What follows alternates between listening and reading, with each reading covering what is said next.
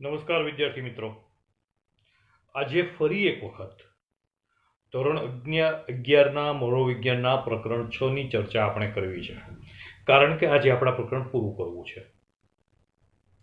પ્રકરણ 6 સ્મરણ અને વિસ્મરણ.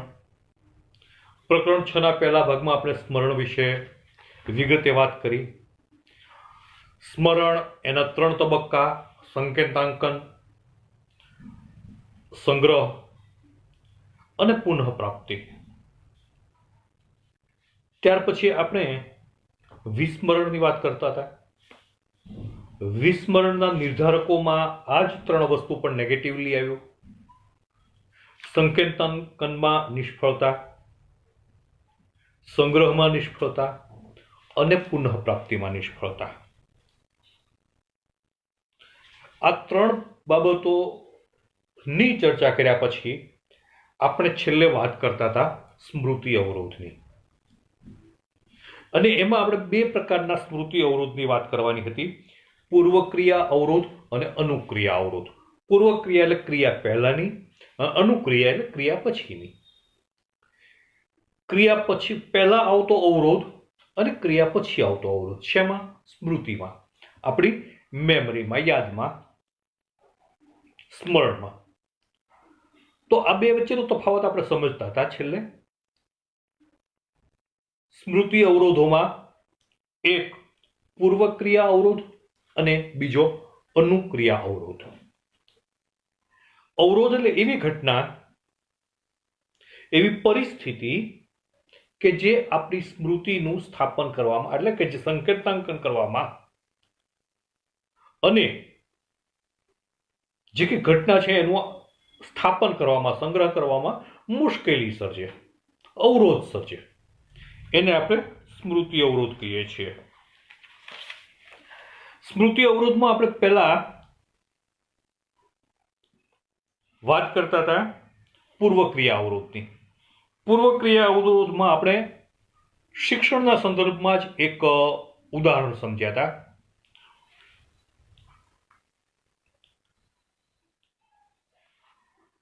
પહેલા સંગ્રહિત કરેલી માહિતીને યાદ કરવાની આપણી શક્તિમાં નવું શિક્ષણ કે અનુભવો જો અવરોધરૂપ બને તો તેને પૂર્વક્રિયા અવરોધ કહેવામાં આવે છે. જો આપણે પહેલા પિરિયડમાં અંગ્રેજી શીખ્યા છીએ અને પછી આવતો મનોવિજ્ઞાનનો પીરિયડ, એ જો આપણને અંગ્રેજીમાં આપણે જે શીખ્યા છીએ એનું સંગ્રહ કરવામાં, એને સ્મૃતિને જાળવવામાં મુશ્કેલીરૂપ થતું હોય તો એને પૂર્વક્રિયા અવરોધ કહેવાય. પહેલા સંગ્રહિત કરેલી માહિતીને યાદ કરવાની આપણી શક્તિમાં, પહેલા સંગ્રહિત કરવાની એટલે કે પહેલા જે પીરિયડ લેવાઈ ગયો છે અંગ્રેજીનો, એની માહિતીને યાદ કરવાની આપણી શક્તિમાં નવું શિક્ષણ એટલે કે નવો પીરિયડ એ અવરોધરૂપ બને, નવું શિક્ષણ અવરોધરૂપ બને તો એને પૂર્વક્રિયા અવરોધ કહેવાય. કારણ કે આપણે પહેલું હજી પૂરેપૂરું સ્થાપન કરીએ એ પહેલા નવી માહિતી આવી જાય છે, એટલે આપણને જૂનું શીખવામાં મુશ્કેલી પડે છે. હવે આ અવરોધની અસર ઓછી કરવા શું કરી શકાય? પૂર્વક્રિયા અવરોધની અસર ઓછી કરવા શું કરી શકાય? તો કે એ 2 વચ્ચે ગાળો પાડવો જોઈએ અને બને તો ઊંઘ લેવી જોઈએ. મનોવિજ્ઞાન એવું કહે છે. 2 ની વચ્ચે ગાળો પાડીએ, 2 પીરિયડ વચ્ચે ગાળો પાડી અને જો આપણે એનું મનન કરીએ તો પહેલાની જે આખી પ્રોસેસ છે, માહિતી છે, એનું સારી રીતે સંગ્રહ થઈ શકે છે. મનોવૈજ્ઞાનિકોએ એક પ્રયોગ કર્યો. 2 પાત્રો પસંદ કર્યા. મનોવૈજ્ઞાનિક કસોટીમાં પણ પાત્રો તરીકે માણસોને પસંદ કરવામાં આવે. સરખી બુદ્ધિ, લગભગ સરખી બુદ્ધિ ક્ષમતાવાળા, સરખી ઉંમરના એવા 2 વ્યક્તિને પસંદ કરવામાં આવ્યા. બંનેને 50-50 નામના 2 લિસ્ટ આપવામાં આવ્યા, 2 યાદી આપવામાં આવી. પહેલા એક યાદી આપી, એમાં બંનેને 50-50 નામ લખેલા આપ્યા, એક સરખો સમય આપ્યો કે આ 50 નામ તમારે યાદ રાખવાના છે.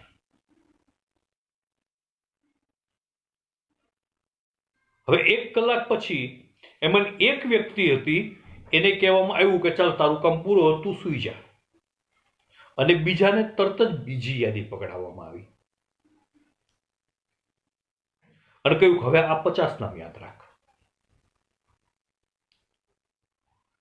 પહેલાને જેને 50 નામની યાદી પૂરી કરી હતી અને વચ્ચે કહ્યું તો તું સૂઈ જા, એને ઊંઘવા માટેની, રિલેક્સ થવા માટેની, આરામ કરવા માટેની તક આપી અને પછી બીજા 50 નામની યાદી આપી.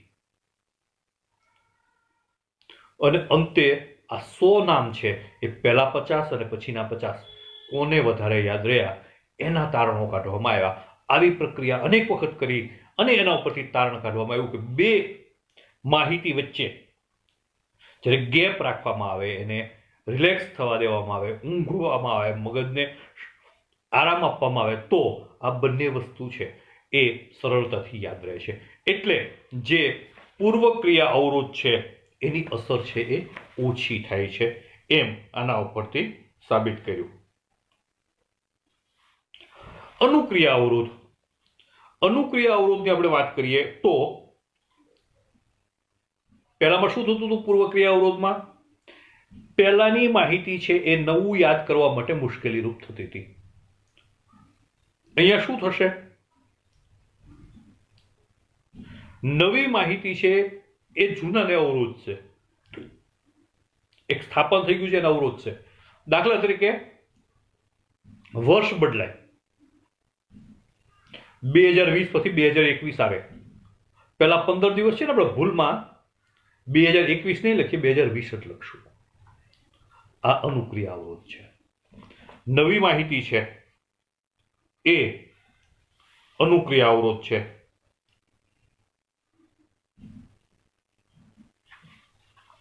જૂનું જે આપણા મગજમાં સંગ્રહાયેલું છે એ નવામાં કંઈક અડચણરૂપ થાય એને અનુક્રિયા અવરોધ કહેવાય. જૂનું છે એ નવામાં અડચણરૂપ થાય તો એને અનુક્રિયા અવરોધ કહેવામાં આવે છે. ફરીથી બંનેમાં કન્ફ્યુઝન ન થાય એ માટે આપણે યાદ કરી લઈએ. પહેલામાં શબ્દ સહ યાદ રાખીએ. પૂર્વ ક્રિયા અવરોધ એટલે શું? પૂર્વ ક્રિયા અવરોધ એટલે નવું શિક્ષણ અવરોધરૂપ બને તો એને પૂર્વ ક્રિયા અવરોધ કહેવાય, અને જૂનું શિક્ષણ અવરોધરૂપ બને તો એને અનુક્રિયા અવરોધ કહેવાય.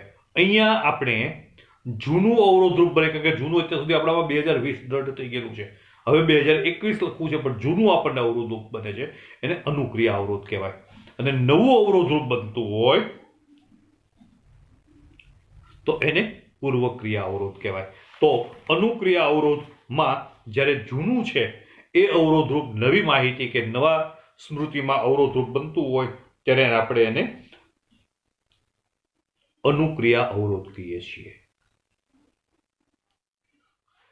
હવે આપણે વાત કરવાની છે આગળ સ્મૃતિ સુધારણાની. બહુ જરૂરી છે તમારા માટે ખાસ. તો યાદશક્તિને કેમ સારી કરી શકીએ? સ્મૃતિ કેવી રીતે સુધારી શકીએ?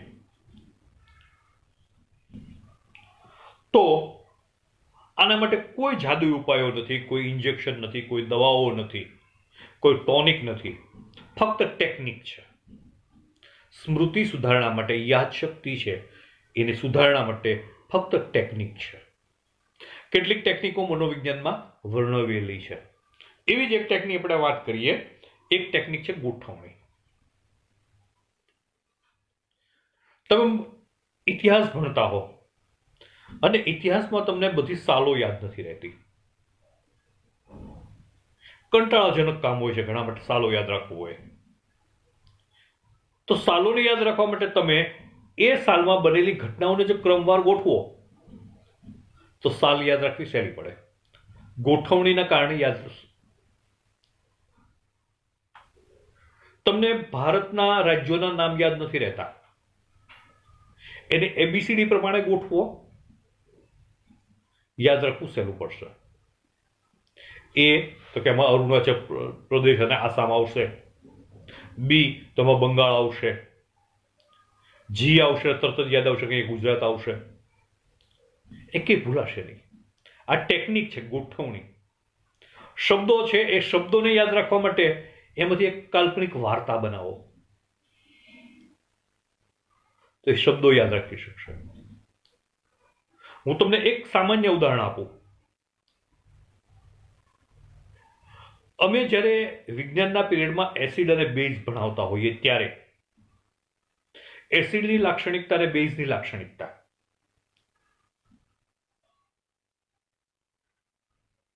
લિટમસ ટેસ્ટની વાત આવે છે. લાલ લિટમસ પત્ર અને ભૂરું લિટમસ પત્ર, બે પ્રકારના લિટમસ પેપર હોય. એસિડ છે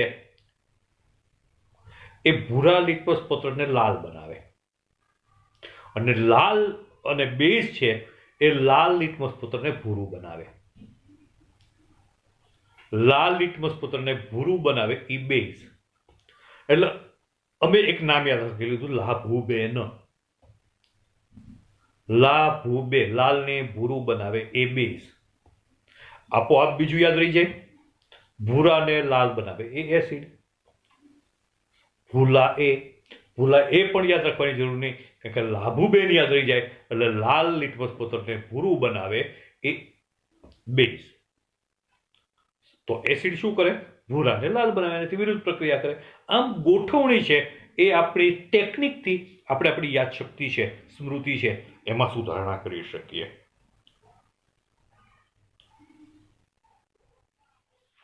વર્ગીકરણ કરીને ઘણી બધી માહિતી હોય તેનું વર્ગીકરણ કરી અને પણ આપણે એને યાદ રાખી શકીએ. એ સ્મૃતિ સુધારણામાં આવે છે. બીજી ટેકનિક અથવા તો બીજી વાત છે સ્મૃતિ સુધારણા માટે, એ છે અતિ શિક્ષણ, જેને આપણે દ્રઢીકરણ કહીએ છીએ. એકની એક વાતને વારંવાર વાગોળો. એક વખત ક્લાસમાં શીખો છો, પછી ઘરે જઈને શીખો, ફરીથી એનો વિડીયો જુઓ, એનો સ્વાધ્યાય તૈયાર કરો, 2 વખત 3 વખત એને રિપીટ કરો. આને કહેવાય છે અતિ શિક્ષણ. એકનું એક વારંવાર તમારું માનસ પટ ઉપરથી પસાર થશે એટલે એ સ્મૃતિમાં સંગ્રહાઈ જશે. એટલે કોઈ વ્યક્તિ એકનું એક રિપીટ કર્યા કરે છે તો એને એની યાદશક્તિમાં એનું દ્રઢીકરણ છે એ મજબૂત થઈ જાય છે. લાંબા ગાળા સુધી એનું સ્મરણ રહે છે. એને અતિ શિક્ષણ અથવા તો અતિ અધ્યયન એવું નામ અપાયું છે.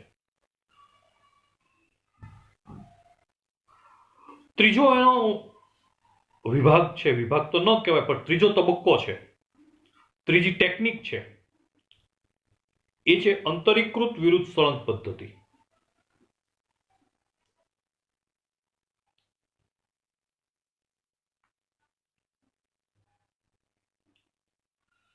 અંતરીકૃત અને સળંગ. કોઈ એક પાઠ છે એને એકી બેઠકે આખો અભ્યાસ કરી જવાના બદલે, સળંગ અભ્યાસ કરી જવાના બદલે એને ટુકડામાં વિભાજિત કરી દો અને ટુકડે એનો અભ્યાસ કરો. આપણા પાઠ્યપુસ્તકોમાં આપણને એ જ પદ્ધતિથી પાઠ્યપુસ્તક બનાવવામાં આવે છે, વિભાગીકરણ કરવામાં આવે છે. તો કોઈ પણ વસ્તુ છે આખી યાદ રાખવાના બદલે, આખી સમજવાના બદલે શક્ય એટલે એના ટુકડા કરી અને સમજો અને પછી ટુકડાઓને સમજ શક્તિથી જોડો, એનું સળંગ બનાવો, ટુકડાને સળંગ બનાવો. પણ પહેલા અભ્યાસ કેવી રીતે કરવાનો? અંતરીકૃત, ટુકડે. એટલે કોઈ પણ અભ્યાસ સામગ્રીને એક સાથે કલાકો સુધી બેસી અને વાંચવા કે તૈયારી કરવાના બદલે એને ટુકડામાં વહેંચી નાખવાની, એક ટુકડાનો અભ્યાસ કરવાનો, એક ટુકડાનું દ્રઢીકરણ કરવાનું અને એ બરાબર આપણને સમજાય જાય પછી જ આગળ વધવાનું. તો એનાથી સારા પરિણામો મળે છે.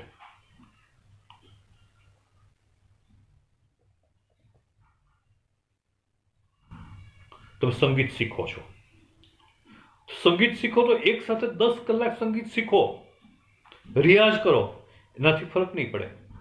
પણ 10 દિવસ રોજ 1 કલાક નિયમિત રીતે રિયાઝ કરો, એનાથી ફરક પડશે. એક ધારું કરવાથી માણસ કંટાળી જશે, મગજ થાકી જશે, પણ એના વિભાગ કરવાથી સારું પરિણામ મળે છે. ચોથો ટેકનિક બતાવી છે મનન વિરુદ્ધ પુનઃ વાંચન. મનનને અહીંયા મહત્વ આપવામાં આવ્યું છે. મનન એટલે શું? એક વખત એક વસ્તુ વાંચી લીધી તમે, એક પાઠ, એક વિભાગ, એક સૂત્ર, એક પ્રયોગ એને સમજી લીધો, પછી એની ઉપર મનન કરો, જાતે એમાં સવાલ કરો, જાતે ડાયલોગ કરો, ફરીથી તમે શું શીખ્યા એ પાઠને વાંચ્યા વિના યાદ કરો, એને મનન કહેવાય. એકનો એક પાઠ વારંવાર વાંચવા કરતા એક વખત વાંચી એનો પેરેગ્રાફ કે એનો વિભાગ કે આગળ આપણે જે અંતરીકૃતની વાત કરી એવી જ રીતે થોડું ઘણું વાંચી, એક પેરેગ્રાફ, બે પેરેગ્રાફ, એનો જે વિભાગ પ્રમાણે જે ભાગ પડતો એ ભાગને વાંચી પછી પુસ્તક બંધ કરી એનું મનન કરો, યાદ કરવાના પ્રયત્ન કરો કે અહીંયા શું કહ્યું છે, એને સમજવાના પ્રયત્ન કરો. એકની એક વાત વારંવાર વાંચવા કરતા વાંચી અને એનું મનન કરવું, ફરી વાંચવું, ફરી મનન કરવું, આ પદ્ધતિ છે એ સ્મૃતિ સુધારણા માટે વધારે લાભદાયક છે.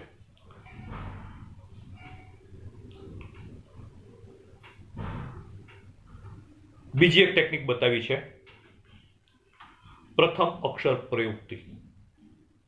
દાખલા તરીકે ટીચર, ટીચરમાં કેટલા ગુણ હોવા જોઈએ? તો ટી ઉપરથી 1